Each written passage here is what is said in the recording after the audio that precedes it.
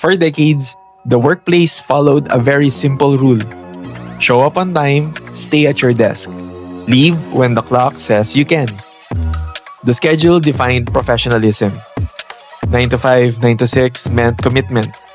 Presence meant productivity. And the number of hours you spent at work was often treated as proof of your value and commitment. That became the system. But the workplace rebels of today are asking a different question. What if productivity was never really about the clock? What if results mattered more than rigid schedules? Because as work continues to evolve, more professionals are realizing that great work doesn't always follow fixed hours. It follows focus, flexibility, and the freedom to work in ways that actually make people more effective. This is your resident office ninja reporting for duty.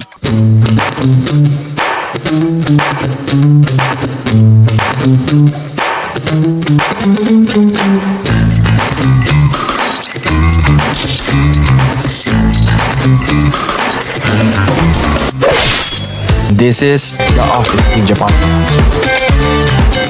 Who decided that work should start at 9 and end at 5 or 6? And more importantly, who was the first person brave enough to ask why? For decades, the 9 to 6 grind defined what professionalism looked like. If you weren't at your desk, you weren't working. But then came the flex rebels, the professionals who dared to challenge the clock. And thanks to them, the conversation around work began to shift. Because the future of work isn't measured by hours logged, it's measured by the impact made. And today, we're unpacking the quiet rebellion that changed how organizations think about time, productivity, and what it really means to get the job done.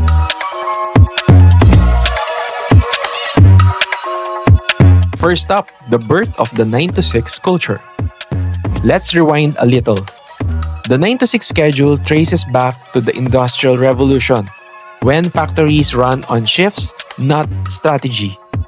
Henry Ford popularized the 8-hour workday in the 1920s to improve worker welfare and efficiency. And it worked for that era. But fast forward a century later, our jobs have changed. Our tools have changed. Our world has changed. Yet somehow, the clock stayed the same. We're still living by rules designed for machines, not minds.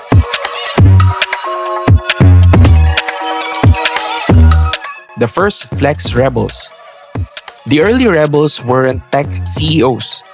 They were individuals and small teams who quietly questioned tradition. Remote freelancers in the early 2000s. Global startups experimenting with 4-day weeks.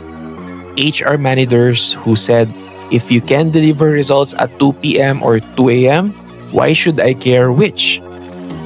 These pioneers didn't just bend time. They redefined trust. They believed flexibility wasn't a privilege. It was a proof of maturity. And slowly, the world caught up. From Google's 20% time to Scandinavia's 6-hour workday trials, to companies embracing asynchronous collaboration. These weren't trends. They were acts of workplace evolution. So why does the 9 to 6 model no longer working? Let's be honest. The fixed schedule was built for visibility, not value. For decades, being seen was mistaken for being productive. But the digital era exposed the truth.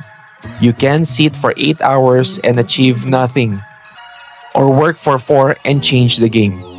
Rigid schedules ignore human rhythm. They don't consider creativity peaks, focus windows, or personal energy.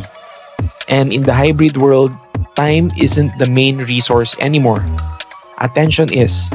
And that's why the best leaders now measure outcomes, not office hours.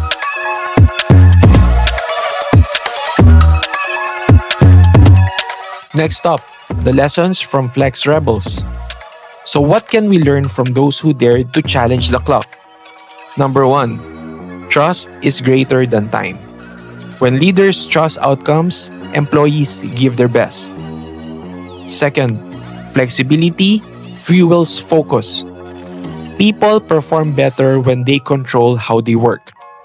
Number 3, boundaries matter. Flex work isn't chaos, it's clarity. And number 4, one size doesn't fit all. True agility is personal, not policy-based. Flexibility isn't the absence of structure, it's the presence of choice.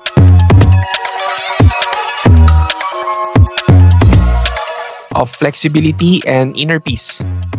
Here's the thing, ninjas. When people gain control over their time, they regain control over their peace. You start working with your energy, not against it. You start living your life, not scheduling it around work. The Flex Rebels weren't lazy. They were simply tired of measuring worth by time served instead of value delivered. And maybe that's the quiet revolution every organization needs.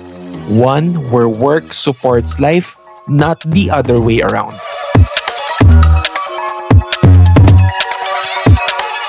For our summary and key takeaways, let's sum it up. The 9 to 6 model was made for machines, not modern minds.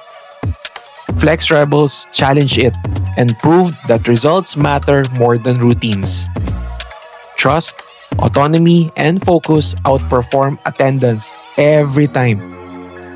True flexibility isn't about less work, it's about better work. And lastly, when people own their time, they protect their peace. And for our call to action for the week, here's your challenge, Ninja. Look at this week and see what one boundary you can set or one flexibility you can ask for that aligns to your energy with your goals. Because every flex starts with one small shift, and that shift starts with you. If this episode gave you that spark of rebellion, share it with your team or tag your favorite Flex Rebel who's changing the game. And as always, prioritize your inner peace.